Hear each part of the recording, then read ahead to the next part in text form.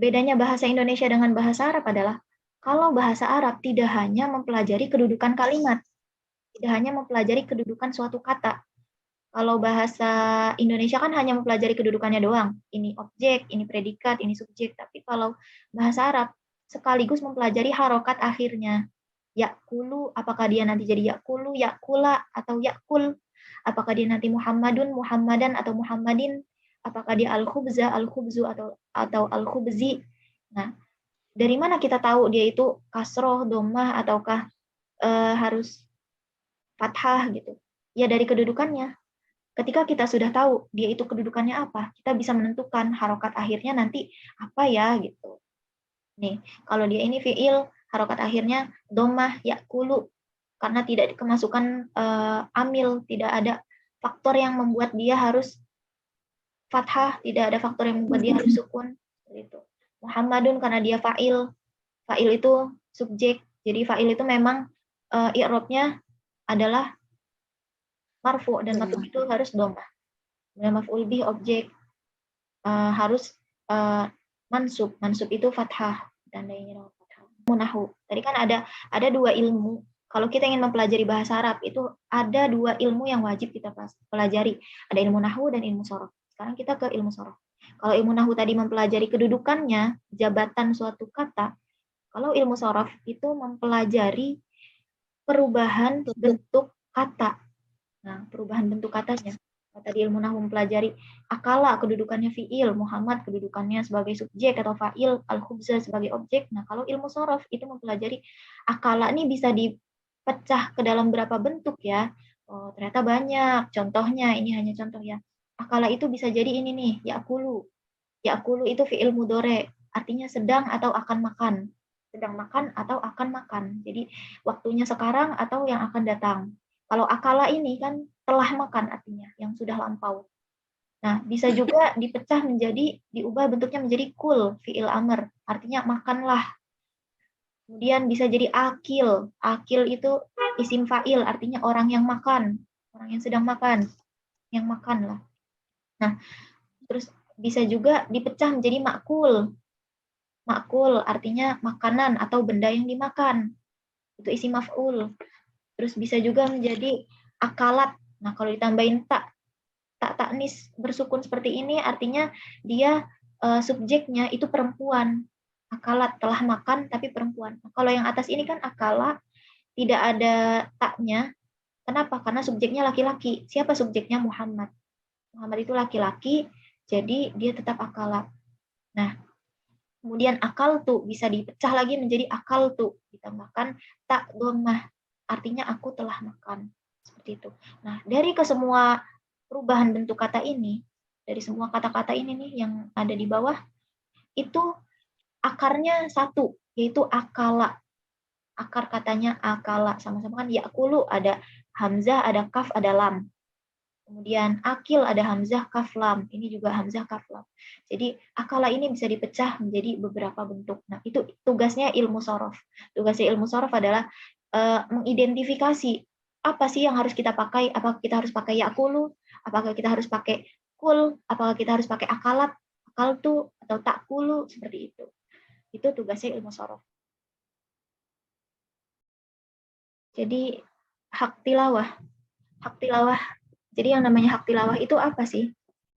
Nah, hak tilawah itu diambil dari ayat ini. Ayat surat Al-Baqarah ayat 121. Alladzina atainahumul kitaba yatlunahu haqqa tilawatih.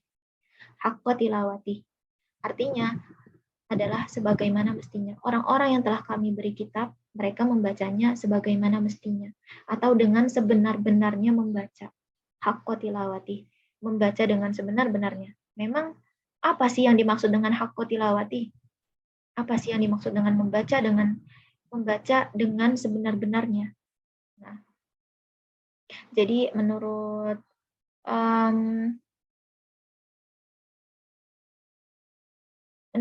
Syekh Sayyid Ibrahim Ba'bullah dari kitab Al-Bayan, saya kutip, yang dimaksud dengan hakku tilawah itu ada 5.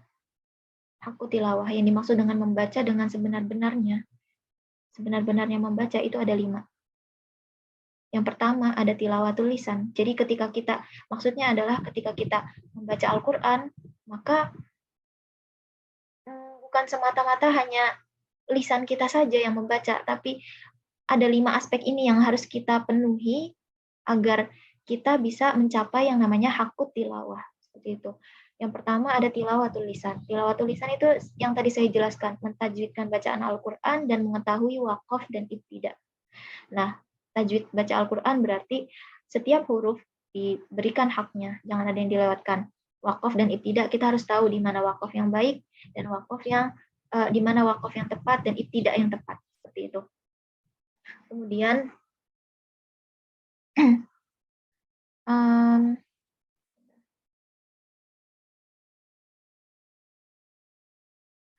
kemudian yang kedua adalah tilawatul jism. Selain lisan, selain kita hanya mentajwidkan bacaan Al-Quran, selain kita hanya membaca lewat mulut saja, badan kita juga ikut tilawah. Di sini disebutnya tilawatul jism. Berarti yang dimaksud adalah tubuh kita, anggota tubuh kita juga ikut bertilawah. Bagaimana caranya anggota tubuh kita bertilawah? Nah, caranya adalah dengan menyibukkan anggota tubuh kita untuk taat kepada Allah dan menjauhi larangannya.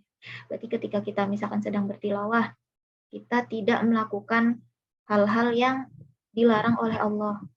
Kalau kita tilawah, kita jangan sambil bergibah misalnya, seperti itu. Atau jangan sambil iri hati atau merasa dengki, seperti itu. Nah, jadi ketika mulut kita bertilawah, tubuh kita juga ikut bertilawah dengan cara seperti itu. Nah, kemudian selain tubuh yang bertilawah, selain mulut dan tubuh yang bertilawah, ada tilawatun nafs. Tilawatun nafsi itu adalah diri kita. Diri kita, nafsu kita ya, atau diri kita itu juga ikut bertilawah. Bagaimana caranya? Dengan mengubah sifat tercela yang ada di dalam diri kita menjadi sifat terpuji dan berakhlak dengan akhlak Allah. Jadi mengubah sifat tercela, misalkan kita masih memiliki sifat sombong dan tinggi hati, maka kita harus ketika bertilawah itu kita harus mengubah sifat tersebut menjadi sifat yang rendah hati, seperti itu. Nah, kemudian berakhlak dengan akhlak Allah. Nah, tentunya yang boleh dalam hak hamba. Seperti misalkan Allah itu Maha Pemaaf. Nah, itu hamba juga harus berakhlak dengan akhlak Allah, yaitu Maha Pemaaf, yaitu pemaaf. Jadi kita sebagai hamba juga mesti menjadi seseorang yang pemaaf. Seperti akhlaknya Allah. Allah Maha Pengasih, Maha Penyayang, kita juga bisa memiliki sifat pengasih dan penyayang. Seperti itu. Nah, selain itu ada tilawatul qalb. Hati kita ikut tilawah. Bagaimana caranya? Dengan merasa ikhlas, tafakur, dan tadabbur.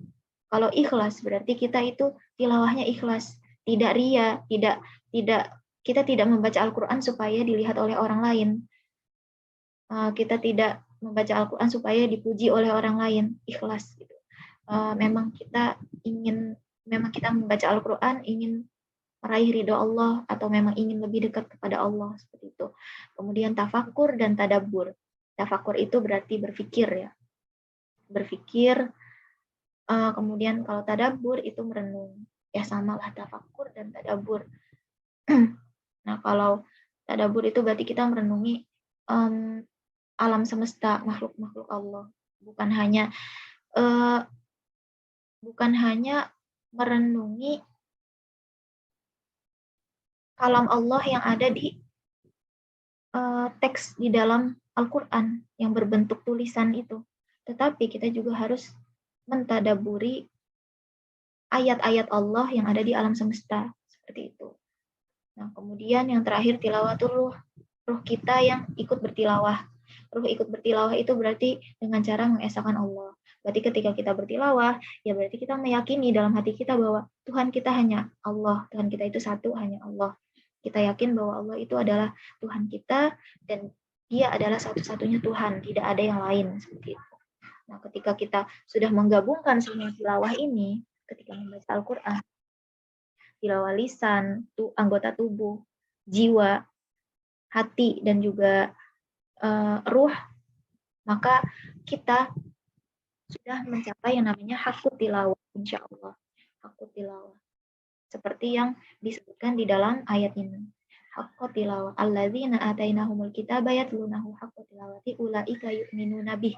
Mereka adalah orang-orang yang beriman kepadanya. Wa man yakfur bihi fa ulaika humul khasirun. Dan barang siapa yang ingkar, maka itulah orang yang rugi. Nah,